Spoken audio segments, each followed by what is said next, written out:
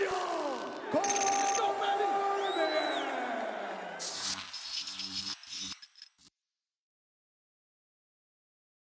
up, guys? Today's video is brought to you by Factor. This is a meal company that sends me ready-made meals. So whether I'm on the go, wrestling practice, I hit myself a shake, or I can have a meal in as few as 2 minutes. All I do, pop it in, 2 minutes express cook. Hey, while I'm waiting, I might jump on the putting green a little bit. You know how your boy does it. Look. I mean, you know what I'm saying? You know how your boy does it. So then, after 2 minutes, pop it out. This is my dill chicken, right? Walk it over here. And shoot, I'm ready to eat. I mean, big boy's fed and at work. How do you get it? All you do, go to go.factor75.com/Cormier130. Use the code Cormier130 for $130 off of 6 boxes of meal. And look, that's my dill chicken right there. I love this. Big boy got to get sexy too, you know? So good. Let's get to the video. I'm gonna show you how I'm experiencing. What's up, guys? Welcome back to 3 Rounds with Daniel Cormier. As you all know, I love this format, and every week I'm so excited to do it. This week, we have had a ton of great fights. I have loved doing the Contender Series, and UFC Paris was fantastic. So we got a ton to talk about. Now, it's time to get to the fight. Let's get ready for round 1. Let's go. I'm gonna show you how Round 1, naps. Naps. Kamaru Usman said something the other day that was very weird. He said, Leon Edwards gave me a 30-minute nap. Now, guys, this experience is something different. And unless you've been knocked out, there's nothing that I could tell you that would make you understand what happens. But there's a difference, right? Tai Tuivasa lost this weekend by TKO, but he didn't get knocked out. He was still cognizant. But I have been on the receiving end of a knockout. It is like something that you could never really understand unless you've been there. And when Usman says that he got a 20-minute nap, what he's speaking about, guys, is the memory loss. There is a fragment of your life that you never get back. It's so crazy. Like, when I fought John Jones that second time in Anaheim, and he kicked me, right? And I'm going to speak about my personal experience in this to kind of give you guys a bit of an understanding. My body went all out of control and I fell. He punched me, got the follow-up shots. People gave Joe Rogan a really hard time about the interview and how I was so messed up. Guys, I have no recollection of that. Even today, 5 years later, I have zero recollection of that interview. I have zero recollection of leaving the octagon. I remember walking or waking up at the ambulance with my wife telling me, you have to go to the, I'm like, what is going on? She's like, you got to go to the hospital after the fight. You know, it obviously didn't go well. So it was me again, seriously, having the recollection or the memory or gaining the knowledge of me losing the fight. Bob Cook told me I asked him 5, 6, 7 times, what happened? What happened? And through all those times, what happened, I didn't know the result of the fight until they told me to step into the octagon. Or sorry, step into the ambulance. That's crazy. That's what Kamaru Usman's talking about. He told me on Sunday after the fight, I actually had an opportunity to talk to him the day after. And I go, what do you remember? Because we share these war stories. And he goes, nothing. He goes, I don't remember being in the octagon standing next to Leon. He goes, I don't remember none of that. I don't remember sitting on the chair. He goes, I don't remember anything. I told him, I go, you'll never get it back. I go, you'll never get that back. Those will be moments of your life that you'll never regain. I sit back a lot and try to bring it back, but I can't. I cannot go back to Anaheim. I watched a video recently, and it was Javier Mendez walking me back from the cage. And I saw it as if it was the first time that I'd ever seen it. I lived it. That was me. I saw my face disappointed and dejected. I saw fans reaching out to me, but I still don't remember that. And Kamaru Usman will never get that back. He'll never get that back. Guys like Tony Ferguson, when he fought against Michael Chandler, I'm pretty sure he went through the same thing. Corey Sandhagen, Frankie Edgar, same thing. We're talking about a guy in Frankie Edgar who had an unreal chin. Now, he got stopped by Cheeto again. It has this lasting effect on you. Because even after it happens, and you go back to fighting, in the training, things feel more real. I remember going through sparring sessions where nothing ever buzzed me. Nothing ever did anything to me until after I had been knocked out. It happened one time in my life. I started to feel things. It made me feel kind of like not as invincible, where I knew that I had to get my hands up instead of just taking shots. It is literally the most unreal thing you could ever imagine happening. So when you see those fighters get knocked out and the camera pans away, there's a reason these guys are gone for a long time. So we need to really respect these fighters and what they give us by going and stepping out there. I understand we as fighters take that as an option. We know the risk that is involved in the fight game. But I'm just trying to explain to you as I get to the 10-second mark that when a guy goes out like Kamaru Usman, they never get that back. Those memories are gone forever. So appreciate these fighters while they're here. I'm going to show you how Yeah. All right, let's get to round two. This weekend, the UFC held its first show in France, and it was headlined by Ciryl Gane and Tai Tuivasa. Ciryl Gane won the fight by knockout. And honestly, guys, it was probably, no, it wasn't his best performance, but it was definitely his most fan-friendly performance because Tai Tuivasa brought something out in him that we had never really seen. As always, he followed his game plan to a T because that's what he does. But what we had not seen was the dog in him. We had never seen him have to pull himself off the ground, get back to work, and go in and beat a guy in Tai who's not going anywhere. Tai wasn't going nowhere. Tai was going to be there unless Ciryl Gane showed him the door. Ciryl Gane showed him the door. But what happens after something like that? People get excited. We all start to wonder, well, what about Ciryl Gane and this guy? Ciryl Gane understands this.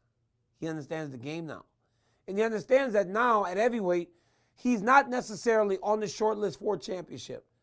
But the reality is, there's a fight in the heavyweight division that may be as important as the heavyweight title fight, and that's Jon Jones.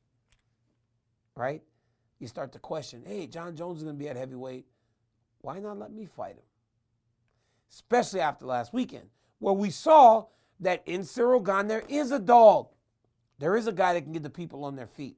It doesn't always have to look like it looked like against Derek Lewis, where ultimately he got the finish, but to that point, it was very strategic. Where in the first 2 rounds against Francis Ngannou, where he was winning, but it was very strategic. Where we've seen him beat guys like Volkov and all these other guys, Jairzinho, where it's great fights, but it's very strategic. We see a fan-friendly fight from Ciryl Gane, and we start going, you know what? That would be fun. He's very athletic. He is very tall. He's long. He could give Jones a lot of problems. No. I love Ciryl Gane. I love what I saw in Ciryl Gane last weekend. But that fight still belongs to Stipe Miocic. I love Ciryl, what he did. I really do. And I'm almost certain now that at some point he'll hold the championship. Got a lot of fight in him. Showed a different side. But the fight is Jones versus Miocic. Why in the world do we get so excited with what we have seen lately and we forget what we saw for so long? For one thing, Stipe Miocic deserves to fight Jon Jones in his heavyweight debut. Stipe Miocic deserves to be in a fight that would guarantee him a title fight if he wins the fight. Stipe Miocic deserves an opportunity to fight somebody who people consider the greatest fighter of all time in his heavyweight debut. Jones and Miocic deserve each other. So for as good as Ciryl Gane looked this weekend, and for as smart as Ciryl Gane was by saying the name, because sometimes all it takes is you saying the name. Remember Nate Diaz back in Orlando after beating Michael Johnson? Conor McGregor, you're taking everything I worked for, motherfucker. I'm fighting your ass. I'm fighting. Then, when Conor needed a short notice opponent, who did they look to? Nathan Diaz. Sometimes it's just you saying the name. I knew it. I said Jones's name every chance I got when I went from heavyweight down to 205 because I knew ultimately at some point when opportunity would present itself, they would call my number. And the moment Alexander Gustafsson got hurt, he's supposed to fight in August, who do you think Lorenzo Fertitta called? I get what Ciryl Gane is doing. It's very smart, especially after a performance like that. But, like I've said time and time again, let's stop sleeping on the former heavyweight champion. Let's stop sleeping on the greatest heavyweight the UFC has ever seen. Let's stop doing that to Miocic. Let's stop treating him as an afterthought. Sure, he lost his belt to Francis, but those guys are 1-1. Let's stop acting like he got mollywopped. They're 1-1. Generally, you go 1-1, you get a third match. Stipe's obviously not getting a third match. Not yet. But why can't he get the second most important fight there is in the heavyweight division against John Jones? That's the fight. I understand that we live in a world where whatever's exciting right now is what we focus on as I get to the 10-second mark. We can't do that to the former champion. Stipe Miocic has defended that belt more than anyone in the division's history. He deserves fight 1A. I'm gonna show you how great I am. And when you build off of a guy like Stipe Miocic as we get into round 3, you start to talk about a guy that has meant a ton to the sport, right? Like Stipe. But we got another guy that is entering into essentially his last dance. And that's Tony Ferguson. But that's the difference in MMA and other sports, mainstream sports per se. MMA guys don't get the curtain call, right? They don't get that Legends tour. I remember watching Kobe's last year of basketball. Every arena he went to, he got a standing ovation.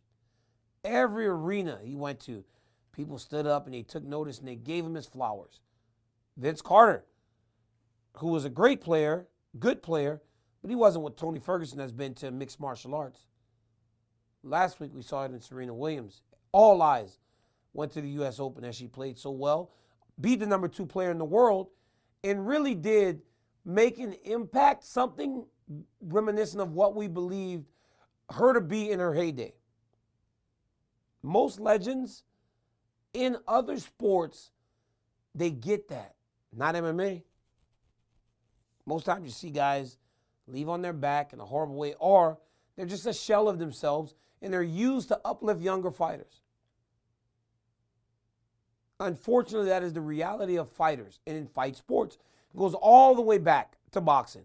There isn't a day or a fight or a person that has really got to do it the way that they want to. George St. Pierre comes to mind. Floyd Mayweather, undefeated. But for every one like that, there are hundreds of former fighters who didn't get that, who didn't get a chance to go out in that one shining moment. They went out on their back. They went out embarrassed. Tony Ferguson, for his part, has been on the wrong end of some really bad beatings lately. But let me remind you who this man is. This guy's a former interim champion. At one point, Tony Ferguson won 12 fights in a row in the most brutal division the UFC has, the lightweight division. I'm talking about beating dudes like Josh Thompson, Kevin Lee, Edson Barbosa, Rafael dos Anjos, Anthony Pettis, Donald Cerrone, so many. But that's not even what I remember about when he was at his best. What I remember most is the way that these guys looked when Tony Ferguson was done with them. He would bludgeon guys. He would beat them to a point where it looked like Tony Ferguson had a bat inside the octagon. Bloodied, bruised, face is black and blue from his fists. So unorthodox, so different, always moved to the beat of his own drum. So Tony Ferguson is kind of on the tail end of a very good career, but as he heads to the end, he ain't getting his flowers. He's not getting recognized for who he's been to the sport. Tony Ferguson mattered. He mattered in the most competitive time in his division. He mattered when Khabib Nurmagomedov was on his way to becoming champion, becoming the man. Tony was right there. They were scheduled to fight so many times. But now Tony's lost 4 in a row. Those fights are 5 times. Those fights haven't been competitive. And unfortunately, that decline, it didn't happen over time. It was the Justin Gaethje fight, and then he was done. That's crazy. The damage that he took in that fight seemed to change the trajectory of his fight career to that point. He's changed camps, and now he's fighting at 170. Guys, most times people go down whenever they're trying to make a difference. This guy's going up. And unfortunately, he finds himself fighting Li Jingliang. A tough, tough fight. Big power. But the reason, and I want to explain this to you, the reason he's fighting Li is because Tony commands big dollars. But when you make the big dollars, there are no easy fights. There's no fights that are easy. So Tony gets an absolute killer. But Tony Ferguson would not have it any other way, guys. He wants the toughest fight. He wants the best guy because that is what he has shown his entire career. He's not taking easy fights.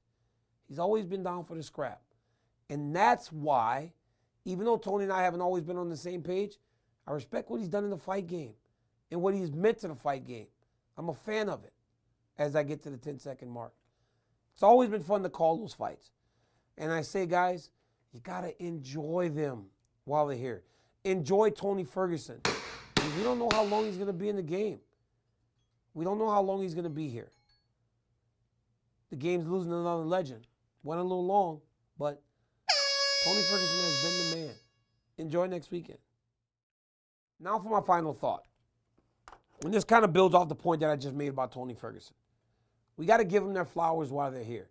One of the biggest issues that I always had in MMA was that when legends achieve a certain status, we almost push them out the door.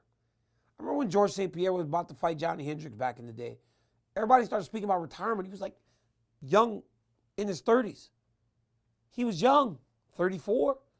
But because he had done so much, because he was so good, everybody's like, well, what's left? He should leave. But then the moment he's gone, people start going, when's he coming back? I cannot stress to you enough how many times I've heard people say to me, one more, DC. I'm 43 now. But for years at the tail end of my career, I heard about retirement. We got to respect and live in the greatness. Even Khabib retired at 29-0. He was a young man. People are going, he's going to retire at 30-0. Khabib's going to be done at 30-0. Why? Why couldn't we just live in what he was doing in that moment? Because now all those guys are phasing out. I talked to Ariel Helwani the other day, and he goes, it's very hard when Luke Rockhold walks away because now all the people I started with are starting to phase out of the game. It's hard. We got to respect these guys. We got to live in their greatness in those moments because they don't stay forever. The fight game is very unforgiving. Time catches up to everyone. All your favorite fighters will be gone at some point. So let's keep that word in the back pocket when we're talking about guys like Max Holloway now and Israel Adesanya and Kamaru and all those. Let's not talk about retirement. Let's live in the now with these dudes. Let's love what they are to the game today. Because there's going to be a time very soon where they're all gone. Stipe Miocic is about to be 40. People are talking about retirement with this man. He's going to be gone soon. John Jones is now in his mid-30s, guys. He's going to be gone soon. You got to live in these guys' greatness right now. Because when they're gone, they don't come back. At least the smart ones don't. Give them their roses. Thank you guys for Thank you guys for supporting me. You always do. I love each and every one of you. Till next week, like, subscribe, tell your friend about DC's YouTube channel. We got some good stuff here. Look for my check-ins this week. We got some good ones. Till next time, guys. Peace.